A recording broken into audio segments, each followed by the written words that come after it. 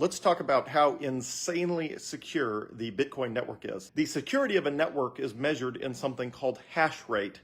Hash rate is the total number of computations per second that computers on the network are doing in order to secure and audit the network. So the more hash rate a network has, the more secure and audited it is, because the hash rate, that is the job the hash rate is doing. It is securing and auditing the network, which Bitcoin has somewhere between 95% and 98% of all the hash rate of all the cryptocurrencies in the entire world. Like, almost all the security is allocated to a single cryptocurrency, which is Bitcoin. The other 3 to 5% of the global hash rate is spread across 20,000 other coins, some of which use hash rate to secure them. Some of them use something else to secure them that is not very secure, called proof of stake, which is, I would never trust a proof of stake blockchain with any significant amount of wealth. And that's the way, for example, that is the way Ethereum is secured by something called proof of stake. I would not trust a proof of stake blockchain with any significant amount of wealth. What is hash rate? Well, hash rate is the number of computations per second that computers on the network are using to secure and audit the network.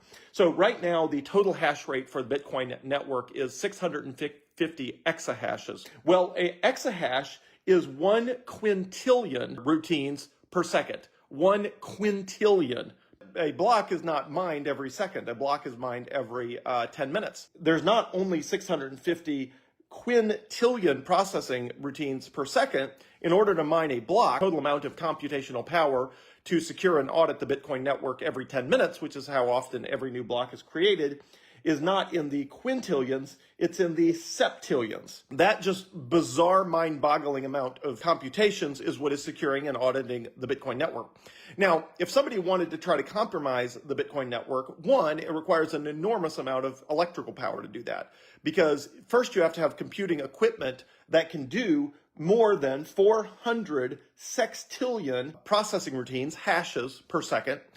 You have to have that, and then you have to power all of those, which takes somewhere in the ballpark of 0.1% of the world's electricity. So if somebody malicious said, I'm going to attack the Bitcoin network, one, you have to come up with an amount of processing power comparable to all of the Bitcoin equipment that's ever been sold. There's no way you can even get your hands on that much, computer processing power, no matter what you did. And then you'd have to come up with such a large, massive amount of power that it's essentially completely impossible.